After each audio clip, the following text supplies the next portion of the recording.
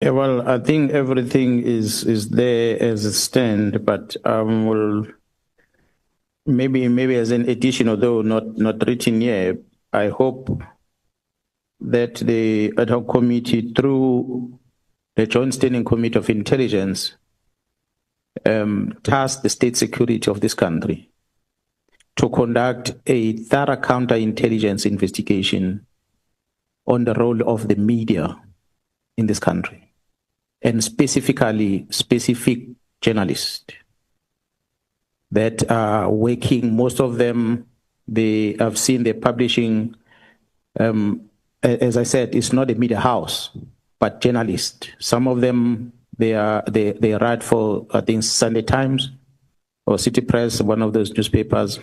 But I know some of them write for News 24. Not long ago, most recently, Honorable Chair and honorable members, the Inspector General of Intelligence was requested to conduct an investigation on the purchase of properties within crime intelligence. And that is within the domain of the Joint Standing Committee of Intelligence.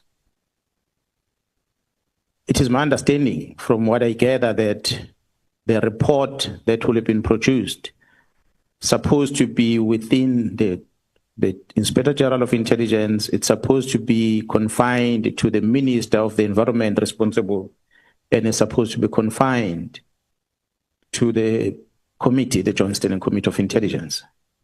But in this few days back, that report was published by News 24 journalist. It's a classified document, and that talks about properties within the secret service account. So the question is, how does a journalist get hold of such? Who then gave the journalist that? I'm using this as an example. It's not the only one. There's a number of them. A number of them. When a member of the Portfolio Committee on Police says openly in public that while he's sitting in his office, whatever, there's a magic paper that appears underneath his door. Classified document.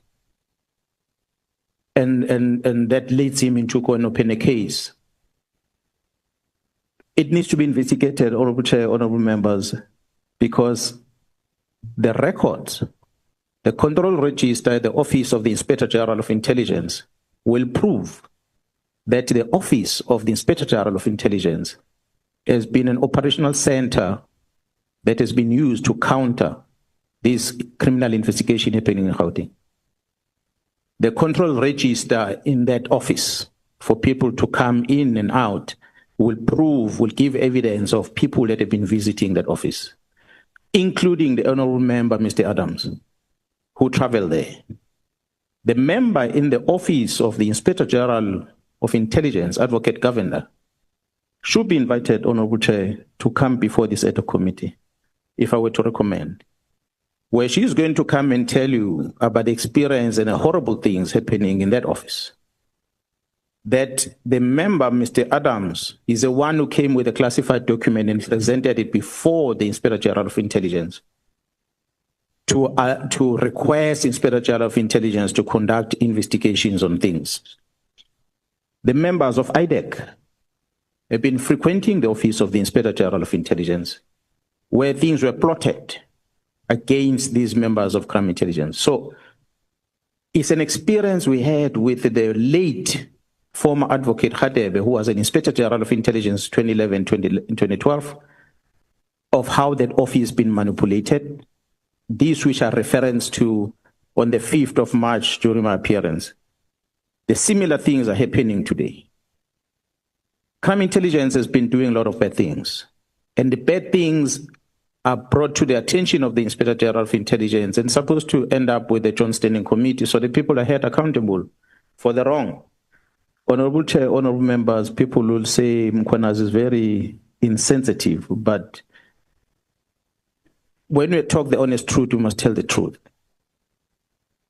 The country was in pain to listen to how much of money was spent at the former president's house, homestead, at Ingandla, because there was an accountability that was happening at the time. But this government has never paid attention on the amount of expenditure that was incurred by crime intelligence over years. Interrogate that within the Secret Service account, the misuse of the Secret Service account. Obviously, the Joint Standing Committee is supposed to do that. It's disturbing when reports supposed to be presented to such structures to hold people accountable. Nothing happens to it. We are sitting today, the country is in mourning because we lost one of our ambassadors in France. But then ambassador was a minister of police. As you switch on the television and you watch the homestead of the former minister of police, you're going to see a very big wall, perimeter wall, that was built by the money from crime intelligence. But nobody was held accountable for such, and reports are there. So 2011, we're experiencing all these things. It's members from crime intelligence that takes the money out of crime intelligence to use them to take control of the executive authority. The minister never asked for the wall. The members from crime intelligence took the money, secret fund account, to make that wall so they can get control of the minister. So tomorrow they can then loot that money on their own. Then the minister can't say anything. It's the same thing brings us here today. Minister of Police, Minister Mkhwanazi, was made to sign a letter by the raw people within the organization. They might have done something to him. He signs a letter, he committed himself, and today he's in trouble because of that. Had he not signed that letter, he would not have been here. So some of the executive officials or authorities that are arriving in the South African Police Service, they had no bad intentions. But the rogue within catches them. They take control of them, and they do as they please after that. So as one of the things that I will recommend, Honorable Chair, defense intelligence, state security does not account to the open committees in Parliament. Perhaps we might want to start looking as Parliament on crime intelligence. They've got two accounts of budget is allocated to them, open budget and the COVID budget. Every time when we come to Parliament, there's always this confusion as to what you say on this, what you don't say on that. Because there are questions that are coming from Parliament that talks about COVID issues that should be discussed in another committee, but they are expected to be discussed in this open committee. You can forgive some of the parliamentarian members, they don't know that. They're going to know about a house that was built or bought. They throw questions and they want you to explain that. They don't know that belongs in another committee. Although you have members of the Portfolio Committee of Police who deliberately, knowing, having taken an oath, that they will never divulge the secrets of the state in public. Members that are part of the Joint Standing Committee of Intelligence who are supposed to keep the secrets there. And if they ask questions, they must ask in that line. They don't ask questions. I mean, if I digress a bit, Commissioner, honorable members, the member of parliament that I referred to before went out in the public and said, no, when I asked these questions, there was no Joint Standing Committee of Intelligence. And the member asked me to apologize in the national TV. I told everyone else that told me about that I will apologize to the honorable member. I'm apologizing that the honorable member had forgotten the oath that she took. I apologize for it. That she took an oath. That oath has got an expiry date according to her. That this one is valid only for the period when the Joint Standing Committee exists. When a Joint Standing Committee doesn't exist, that oath that she took, it expires. The honorable member that forget that she took an oath before South Africans in Parliament not to divulge the secret of government. And she forgot about the oath. I apologize for that she forgot that oath. And she asked the questions in February and the likes. But I must also apologize that the honorable member forgot that in April, May this year, she took an oath as a member of the Joint Standing Committee of Intelligence. But she still comes to the Portfolio Committee of Police and asks questions about the secret fund account. 3 questions that the police had to respond to her and say, sorry, ma'am, this does not belong here. The chairperson of the Portfolio Committee of Police knows that because I did share with him. This I shared because she denied the initial statement. Then I wanted to prove that it didn't only end there. I only made reference to some few things, not all. So there are many examples, Honorable Chair and members, that one can put, but amongst these recommendations that are put in here, one of them that maybe I didn't write is really to interrogate whether is it necessary for crime intelligence to account in an open committee? Perhaps that's where the problem comes from. Because state security, you don't hear much about this. Not to say things are hunky-dory that side. Defense intelligence, you don't hear anything about this. But crime intelligence always in the middle. Why? It's because you have a portfolio committee of police that holds them accountable. So perhaps the budget must just be moved covertly, all of it, so that it goes to one committee, joint standing committee, being handled there. Whether good or bad, but it is regarded as a covert fund completely. So that is one of the addition if I were to include Honorable Chair and Honorable members on these recommendations. But maybe to narrate on some of those that are here, Honorable Chair and members, I had requested on the first one that the South African Police Service senior management, and I hope the honorable members know where the senior managers in the police start from, is brigadiers and higher. Once you become a brigadier and higher, at least there must be a lifestyle audit that is conducted to all of us. And it must not be a once-off thing. And it must not be done by the police. The committee might want to find an independent entity to do that. And the report be given to a chairperson of the Portfolio Committee on Police, and then it can be elevated to Parliament. But basically, the employment condition of a police officer needs to be conditional.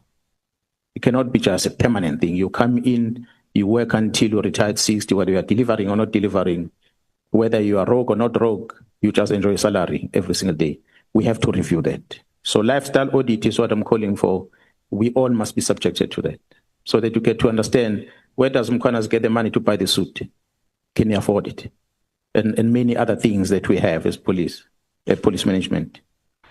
And I'll also request that perhaps the committee, ad hoc committee through Parliament, really look at the vetting process or the employment condition in the police, because I don't know if honorable members knows the levels of vetting. You have confidential things, you have secret things, you have top secret, and those different levels. It is a given thing to say everyone must be given a top secret, and I don't think it's classified. What is it that this country regards as a top secret? And therefore, who must have access to it? Because the moment you regard something as a top secret, it means it's something that if you reveal that to the public, it's got a potential of undermining the security of the state. It must be highest level of order that you can get, top secret. So it can't be everyone that gets it. When you come and look at the police, how many people that were expected to get top secret, some of them you really ask yourself a question, is it necessary? Does this person really have to get into the top secret? There's no classification, categorization of this a post level, a post that the person is occupying, and what type of classification must be there. So I think there's a standard that needs to be set. And this vetting to be done prior to the employment of a person. Honorable Chair members, I like what SIU is doing. They vet people coming in, and if they pick up something in between, they're subjected to vetting again. So their risk management in terms of corruption is a little bit better than ours as a South African Police Service. So we might want to learn something from what they do and also adopt the same. So I'm going to invite that perhaps the members assist in terms of reviewing the employment condition of police officers. In the legislation, the DPCI legislation was amended to say any member of the Hawks that comes in must go through this process. People like myself, I'm not subjected to that. In a matter of fact, Honorable Chair and Honorable members, majority of us don't even have those security clearance certificates. The reason being, there's manipulation in the police. The people that are controlling this vetting, they will make sure they don't give it to you. For whatever reason, they will hold it back. So you then have the security clearance certificate that valid for 5 years. After 5 years, it expires. You subject yourself for another one, and it takes another 3-4 years before they give you a certificate. By the time they give you a certificate, you're supposed to be going for the third assessment. And so there's no consistency in terms of how we're doing it as a South African Police Service. That's why I'm calling for independent body somewhere to come and do this vetting in the police so that we can mitigate the manipulation of the process, and also to include it in the legislation as a part of the employment condition of police officers. On 655, Honorable Chair and members, you'll forgive me on this one, but as I've worked most of my life as part of the operator in the task force, crowd management, as well as in different environments that I work for in the police. When you plan for an operation, you need to identify risk and put plans in place. You cannot go and target, go to a specific target without identifying what risk. There could be a river that takes you there. So you must know how to cross that river. There could be dogs in there. You must know how to neutralize those dogs before you get to your target inside. When you go into a building, you might find a building, there's a lot of, you're looking for drugs inside. There are a lot of pipes in around that building. You don't secure those pipes. They're going to flush everything down the pipe. By the time you get in the building, you get nothing. Those are the risks that you have to put in place, risk management to put in place. We are coming from the old days. I'm not saying that we must copy what is there in the old days, but before the SAPS became a service, it was a force. It was SAP without an S. But the SAP was a government entity that was assisted by the Homeland Security. So we had different policing agencies in the country that were running. All these police agencies merged in 1995, and they formed this, what we are referred to now as South African Police Service. And in merging, all this fragmentation that was there on Homeland, which was allowing some control to some degree to be managed at different areas, be it Northwest, be it Limpopo, be it Eastern Cape, KZN, and so forth. There was some level of control over the law enforcement in those regions. When we merged in 1995, we got rid of that. We put everything together, and then we changed the constitution. We said one cabinet member is the boss, and one man or woman as a national commission is a boss. And we ended it there. Then we'll say that the provincial commission will be appointed by this one person in charge. So we've put so much powers over one person. The National Commission of the Police has got so much powers in the country. So much powers. That's why there was a plan of removing the National Commissioner now, so they put someone else. Because a person has so much powers, he can launch any case against anyone if he wants to. So to mitigate that, Honorable Chair and honorable members, we really might need to revisit that section of the Constitution and ask ourselves a question. In 1994, when we came together, the population of the country was not this big. When we came together and we joined these 11 agencies together to form the SAPS, the numbers of the members in the organization were not this big. We have doubled the number. We are close to 200,000 employees. It's the biggest government department that is controlled by one person. Budget is billions of rand that are allocated to the SAPS. This is an institution that has got a responsibility over the lives of more than 100 million people, because we say in the Constitution, South Africa belongs to all those who live in it. So you count the 68 million South Africans, you count the foreign nationals that are here legally, and those that are illegally in the country. It belongs to all of them. The police must provide safety on them. So when you look at this, it's a responsibility given to one individual. And one way or another, there's going to be cracks. The controls are not going to be intact. A national commissioner comes up almost every 5 years. He arrives in, he comes up with a different strategy, he changes the structure. And the structure gets implemented halfway in his contract. And just before you acclimatize to the new structure, his contract ends, another one comes in. And they start afresh, a restructuring.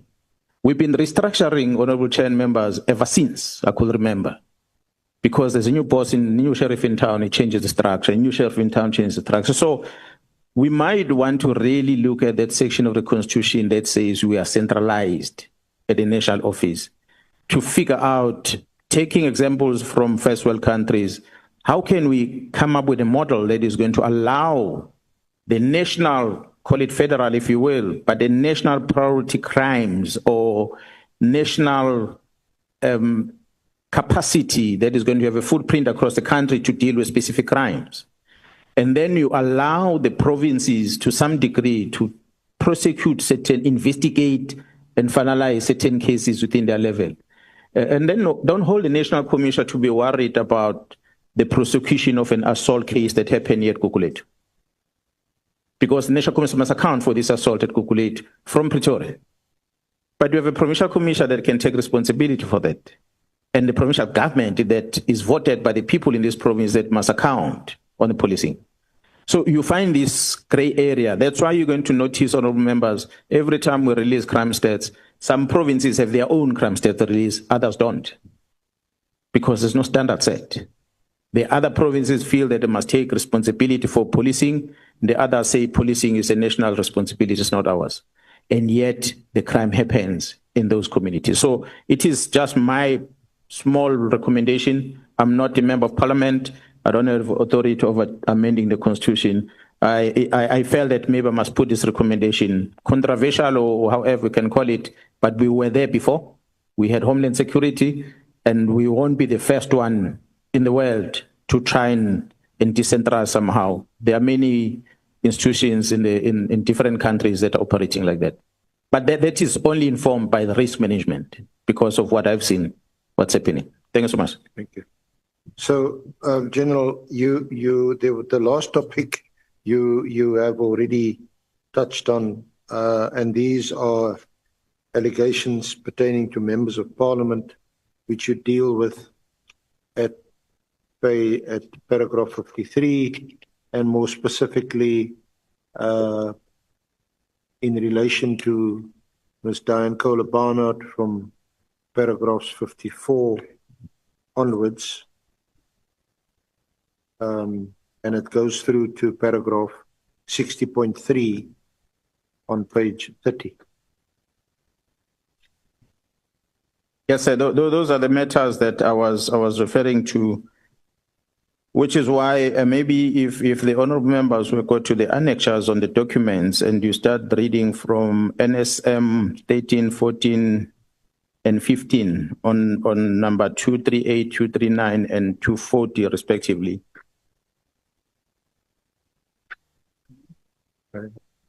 You're going to see on the annexure, the annexure number is written at the top corner. It's written 238, top right corner. Is NSM 13. Yes, towards the end of the annexations. Honorable Chair and honorable members, I want to give this as a classic example. That's why I was apologizing on behalf of Ms. Kohler-Barnard that she had asked me in public that I must apologize. That she forgot that she was a member of the Portfolio or Just Standing Committee of Intelligence. Therefore, she should have known about this. On 238 NSM 13, there was a question from Parliament that was talking about the procurement of properties within the South African Police Service crime intelligence. And the response to this question was that this matter must be referred to the Joint Standing Committee on Intelligence, which has an oversight responsibility over intelligence. That is one. If we move to the next page, and that one, question number 326 that came from Parliament in February, on the 14th of February. The second question, honorable members, on 239 NSM 14, question 3617. This question was asked in June this year. And in June this year, Ms. Kohler-Barnard was sworn in as a member of the Joint Standing Committee of Intelligence. She asked this question. And here she wanted to know about the investigation report that was undertaken by Inspector General of Intelligence.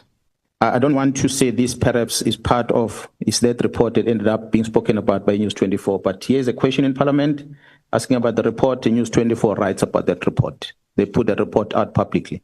So she was asking about this report, whether the minister will finish her with a copy of this IG report and the findings thereof, and whether the report and findings implicated senior SAPS officials in any suspected criminal activity, and whether SAPS members are currently under criminal investigation in relation to the specific matter.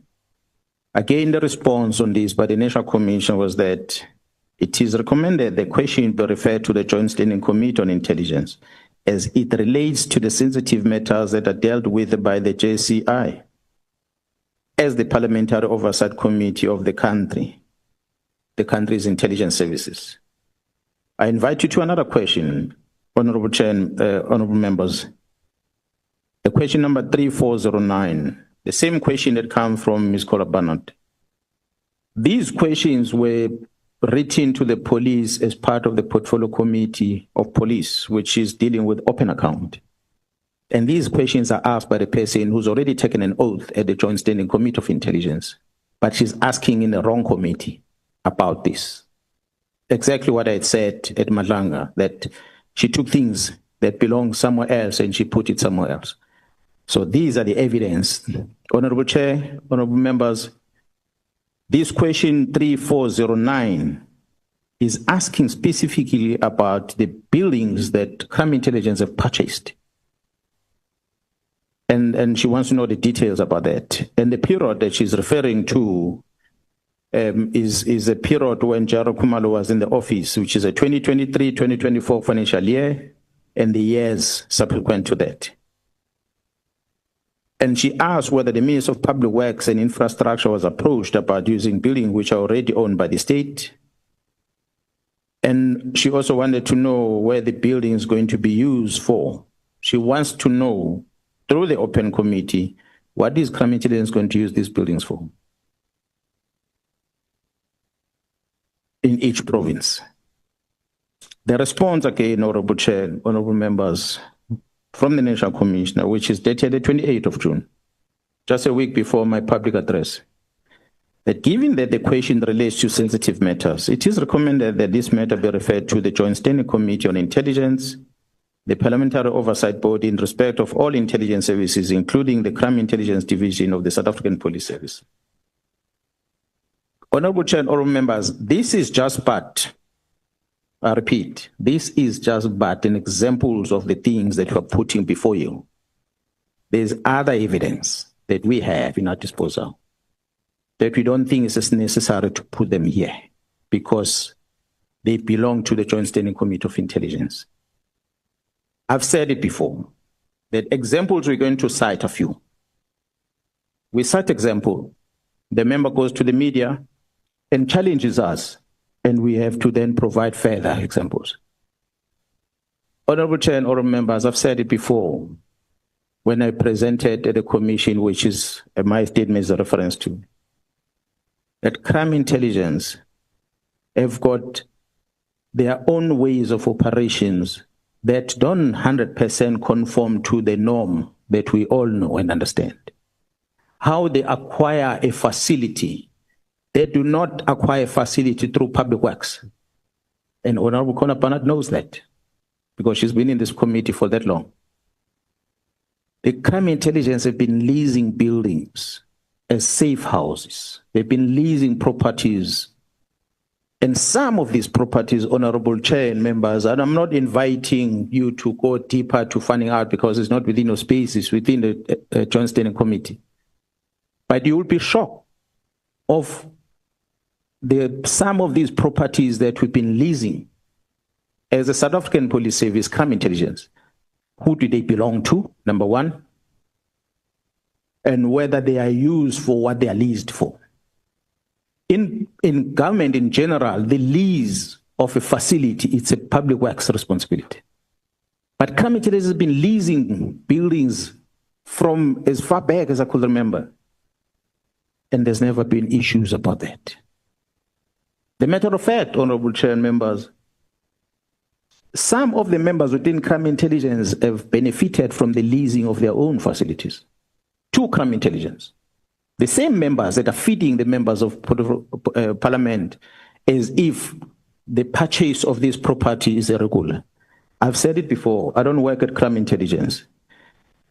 If the purchase of properties is irregular, then definitely the head of crime intelligence and the National Commission must be held accountable. If they broke the law, they must be held accountable, but hold them accountable on the correct structure of government. Don't misplace it. Don't go to the media and talk about it and grandstand about it. Take it to the Joint Standing Committee and say, I demand that there must be accountability here because this is done wrong. And then for sure, that action is going to be taken. But if you're going to take it out of that structure into another platform, and you make allegations that are unfounded about the members of crime intelligence, the risk with that, which I repeat before this committee, is that the members of crime intelligence are going to be forced to defend themselves. And the only best way to defend themselves is to speak the truth. And when they come with the truth, majority of you will not be able to stomach it. This country is going to burn.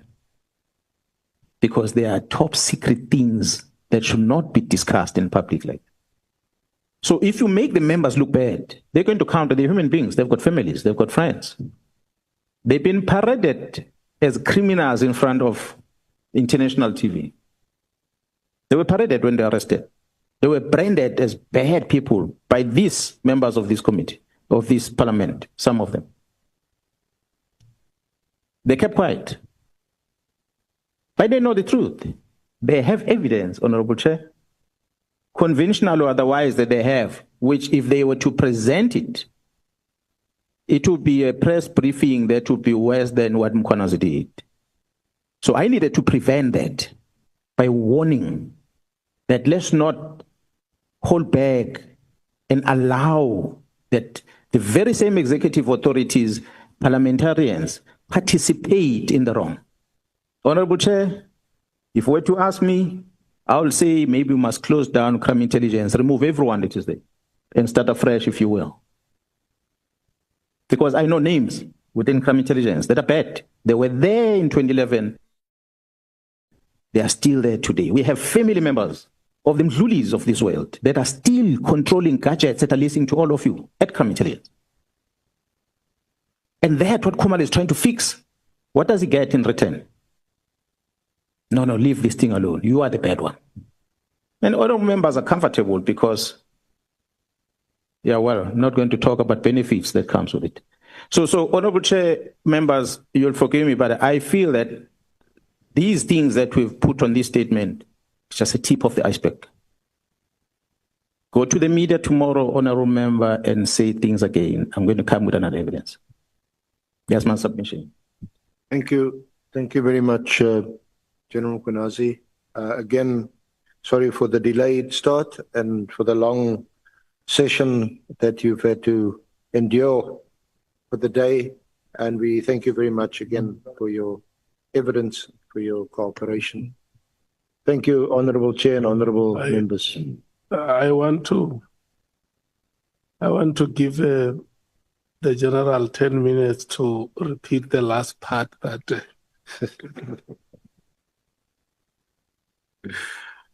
I was looking at your faces when he was presenting the last part. But okay, it's fine. Honorable members, let me check before I thank the senior counsel and the general. I want to check with you, honorable members. Are there any hands?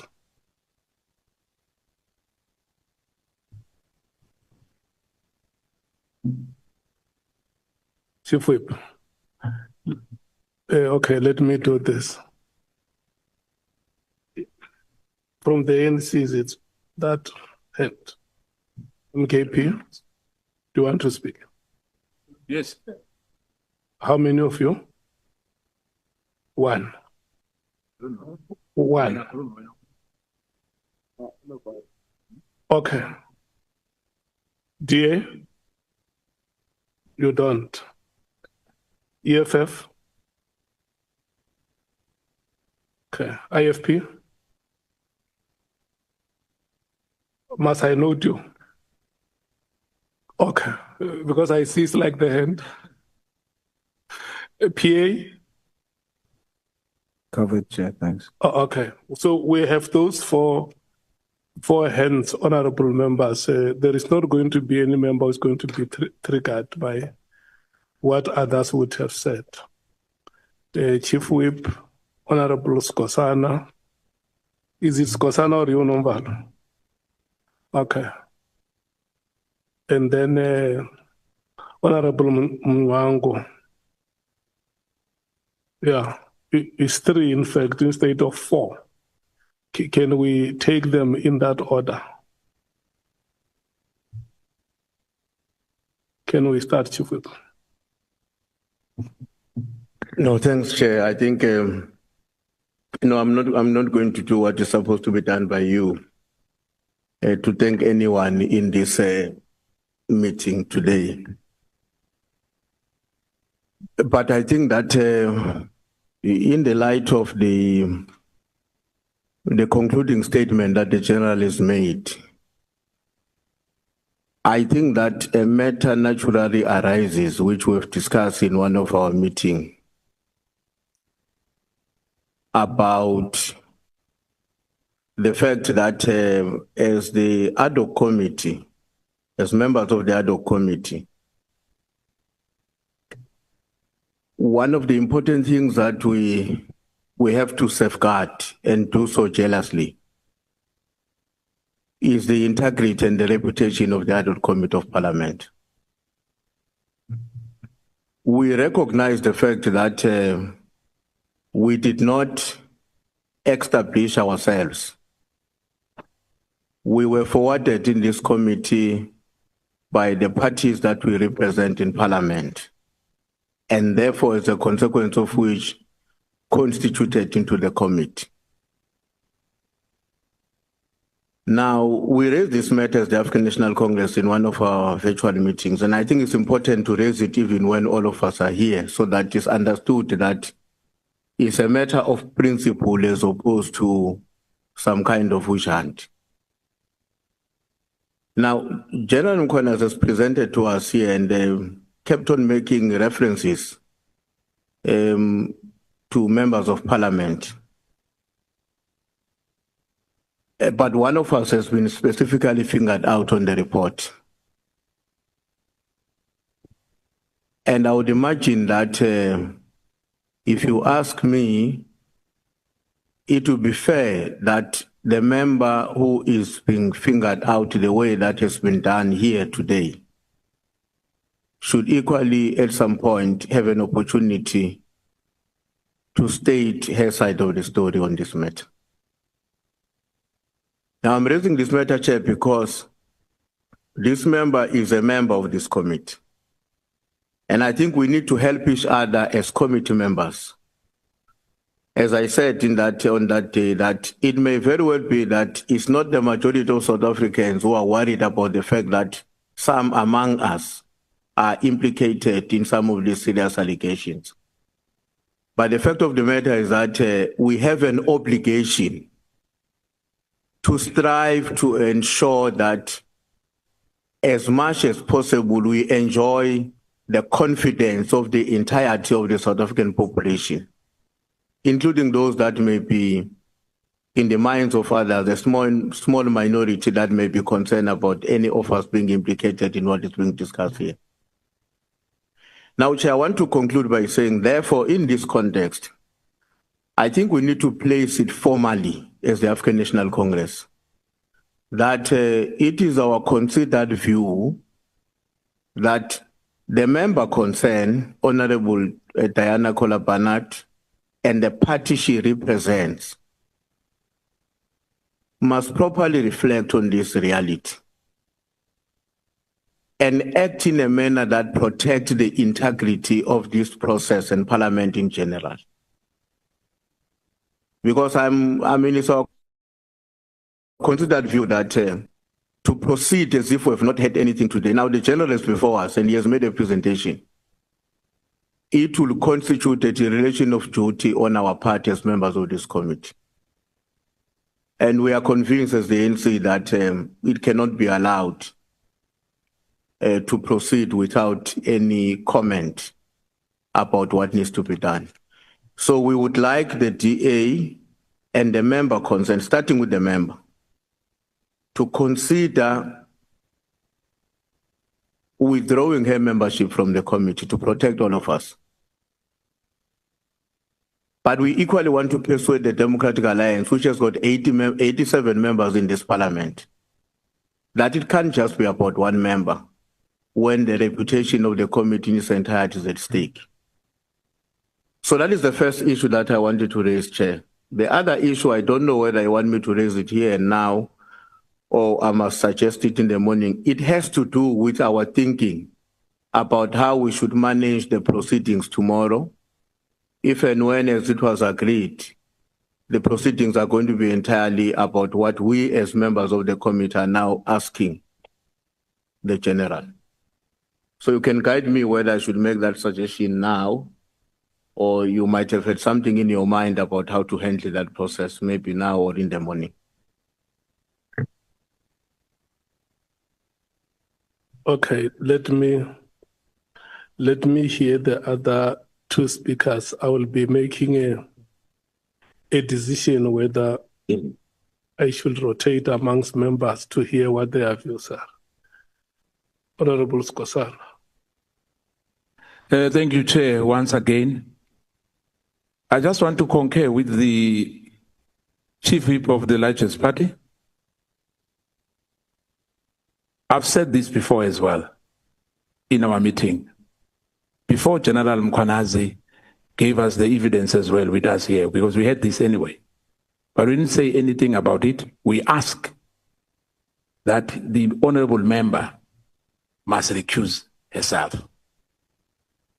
Now, we are here today.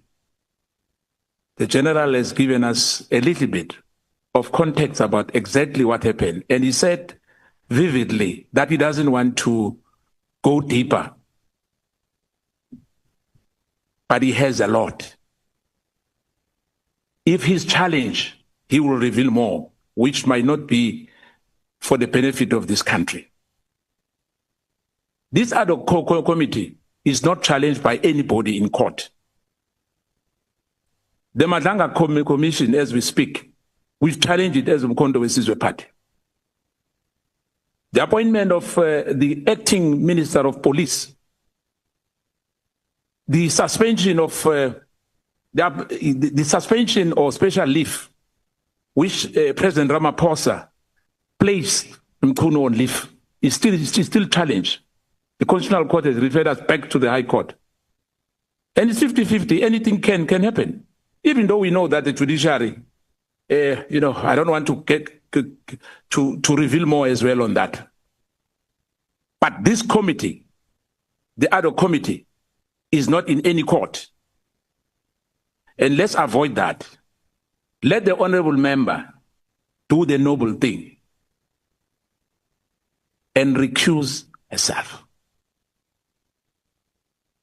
The DA, as the Chief Whip of the largest party has said, they've got many members. They can nominate anyone. But for us to go and sit here, especially after this explosive revelation by General Mkhwanazi once again. My colleague earlier said that he doesn't want us to find ourselves at the end of this ad hoc committee. On the review, we have found one thing. So let's do the right thing. I thank you, Chair. Chair, can I rise on a point of order? Oh, okay. General Mkhwanazi has led his evidence in chief. It's only fair that you close his evidence in chief and release him and raise these matters that you are raising. Because what does General Mkhwanazi have to do with this kind of discussion we're having? He has made his input. He has told us he will give us more if we challenge him and all of that. His evidence in chief is done. Please release him if you want us to get involved in this kind of discussion. It's not done. That a witness gives evidence and then immediately a committee gets into a discussion as to how do we evaluate that evidence and take a decision. Where have you ever had that? We cannot convert this into a kangaroo court and be unfair to the witness. He has made his points. Please thank him and release him. And if the chief whip of the majority party wants us to remain, because there is an agent matter, we remain and discuss it in public, not even in private. Have this discussion in public, but not in the middle of the evidence in chief of the general. Close the general's evidence in chief and let's have this discussion. We did not raise hands because we thought people are doing something else which has got to do with general. We are now on general. Whatever input you give when he has taken a stand, it must be directed to him. And anything outside that, now you are putting two people on the stand. General Mkhwanazi is still on the stand, and honorable member is in a way being put again on the stand. At the same time with General Mkhwanazi. General Mkhwanazi gave us what he needed to give us. It's up to us to take a decision after we released him and thank him. I think it's procedurally fair. Don't open a debate of what needs to happen with members who are implicated in the middle of an evidence in chief. Thanks, Chair. Honorable members, I noted, just hold. I will give you a chance to speak. I noted 3 hands. That is the hand of Honorable Ntuli and Honorable Skosana. The last person is Honorable Mwango.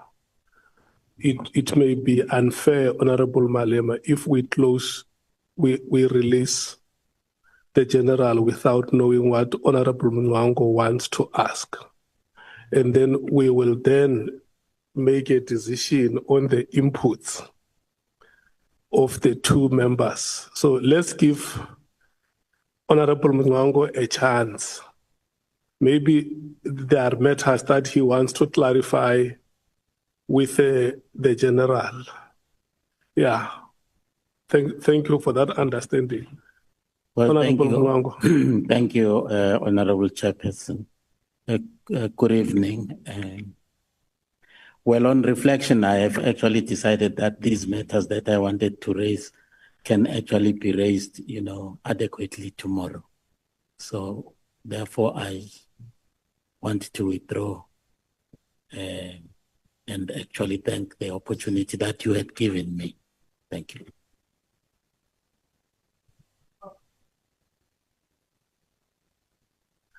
Your hand was up, Honorable Noval. No, Chair, I was going to say that what has been raised by the chief whip of the ANC has actually provoked our thoughts. So we have a huge interest in what he has raised. And I was going to second the proposal that let's thank General Mkhwanazi and be left here as the committee members to deal with housekeeping issues, but in public, not privately. Thank you. Yes. In fact, what the 2 of you, Honorable Malema and yourself, is that we must release him as a witness. But as a South African, he still has a right, if he so wishes, to sit that side of the gallery. But what we do is to release him as a witness. Honorable members, on your behalf, let me take this opportunity and thank Lieutenant General Mkhwanazi, the Provincial Commissioner of the SAPS in the province of KwaZulu-Natal, for the time that you created to be with us.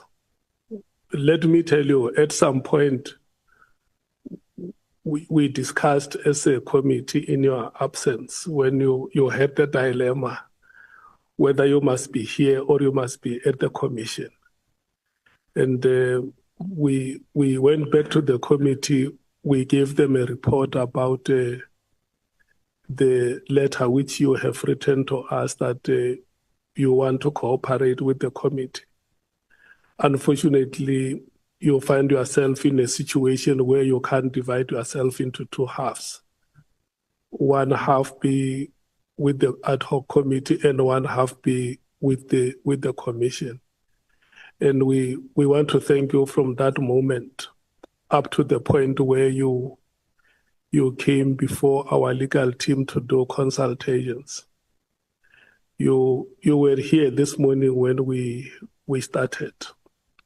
We had our own incipient challenges, but you were patient with us. The committee sent me to come and meet with you to apologize for the mishaps that would have happened this morning, and I haven't had any misgivings or any qualms on your part, and I want to heartily, on behalf of this committee, thank you for your humility, the endurance that you have shown to stay the course here until the point where we are here. We are concluding the evidence that you have presented before us here. We hope to be with you again tomorrow so that you can come and have a field day with the members and whatever questions they may want to raise with you. And what we will do tomorrow is to ensure that the same atmosphere that we had today between you and the senior council should still prevail. The members have said it's their agreement that questions must be fully answered and satisfactorily. I can assure you there will not be any emotions. All of us are about this country, South Africa, in which we all belong. And I hope that honorable members will have enough time to do reflections and come here tomorrow prepared to raise any issue that they feel is in the best interest of the people of South Africa. For that, I want to thank you so much for availing yourself. You are the head of the police services in that province, is the second largest province in the Republic. 1 minute away from that province is a concern in terms of spiraling crime statistics in the country, but you still gave yourself a chance to be with us here because you feel that you can play a role in the renewal and ensuring the safety of the South African society. Lieutenant General, we have come to the end of today's proceedings with you as a witness. But like I've said, as a South African, you have that imprescriptible right to join fellow South Africans on the gallery in the event you may wish to follow the proceedings of the committee. We are resuming at 9 o'clock tomorrow at this venue, yes. So we want to thank you so much and all the best.